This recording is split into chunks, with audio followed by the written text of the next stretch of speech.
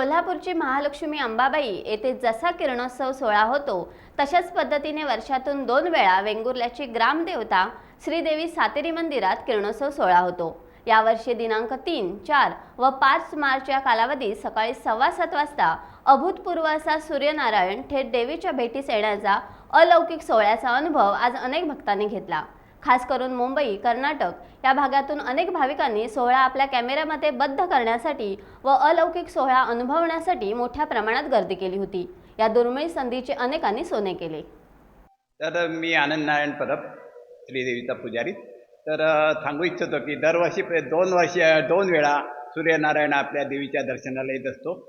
तर 3-4 मार्च रोजी असतो आणि ऑक्टोबरच्या 5, 6, 7 असं 2 वेळा सूर्यकिरण होतं।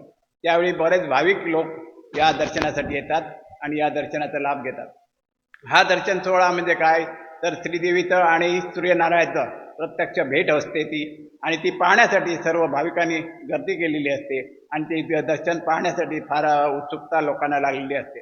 तसंच हे दर्शन घेण्यासाठी जे येतात त्यांना जे मनोमोहनाने सगळं दर्शन होतं आणि ते तृप्त होऊन आपल्या घरी जातात, असे ते सांगतात। काय त्याची एक आध्यात्मिक काय आहे?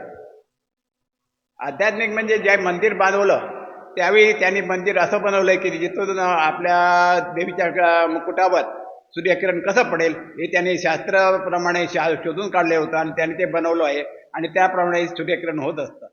खूप सुंदर अनुभव आला होता हा। आणि कोल्हापूरच्या महालक्ष्मीला जसा दर्शन सोहळा असतो तसाच इथे अनुभवायला मिळाला। 7:15 वाजता किरणोत्सव हा कार्यक्रम आहे। मग अनायासे सकाळीच आम्ही तयारी करून इथे ह्या भेटीसाठी आलो। हा आमचं हे सुदैव आहे की यावेळेला आम्ही त्या निमित्ताने आम्हाला हे कार्यक्रम बघता आला। खरं म्हणजे ही पौरात्य कला आहे, ही स्थापत्यकला। पांडवांच्या काळात हे मंदिर बांधलं असं म्हणतात, तेव्हासुद्धा आपली ती स्थापत्याला किती पुढे गेलेली होती यावरून दिसून येतं की पर्टिक्युलर म्हणजे आपल्या जानेवारी-फेब्रुवारी ह्या दरम्यान हे किरणोत्सव बरोबर देवीच्या मुखावर पडलं जातं। त्याच्यामुळे आपले हे प्राचीन जे शास्त्र होतं ते किती प्रगत होतं हे यावरून दिसून येतं। आमचं सुदैव म्हणून आम्हाला हे सर्व कार्यक्रम बघता आला आणि असंच आमच्याकडून देवीची सेवा दरवर्षी होत जावं हीच आपल्या देवीची चरणी प्रार्थना। हा अनुभव याच्या अगोदर पण मी हा प्रोग्राम अटेंड केलेला आहे। मी इथला परब, त्यावेळी माझं बालपण पण इथेच गेलं। त्यामुळे ह्या देवीचा जो काय महिमा आहे हे जागृत देवस्थान आहे आणि सूर्यनारायण स्वतः देवीच्या भेटीला येतो हे खरोखर लौकिक आहे। जशी अंबाबाई कोल्हापूरची तशी जी आपली सातेरी देवी, हे देवस्थान जागरूक असल्यामुळे संपूर्ण पंचक्रोशी वेंगुर्ला तालुका, इवन कर्नाटक इकडे बेळगाववरून लोक येतात। मी तर दर 2 महिन्याने येतच असतो आणि देवीच्या भेटीला म्हणा किंवा रामेश्वर, पूर्वज ही सगळी देवस्थानं आहेत, त्याचं आशीर्वाद घेण्यासाठी मी येत असतो।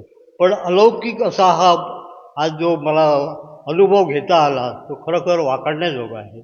तर आमचं सुदैव की त्या योगाने आम्ही इथे आलो। मी आता जस्ट 8-10 दिवसापूर्वी आलो आहे आणि आता मी 4 दिवसांनी जाणार। माझं नाव उदय परब।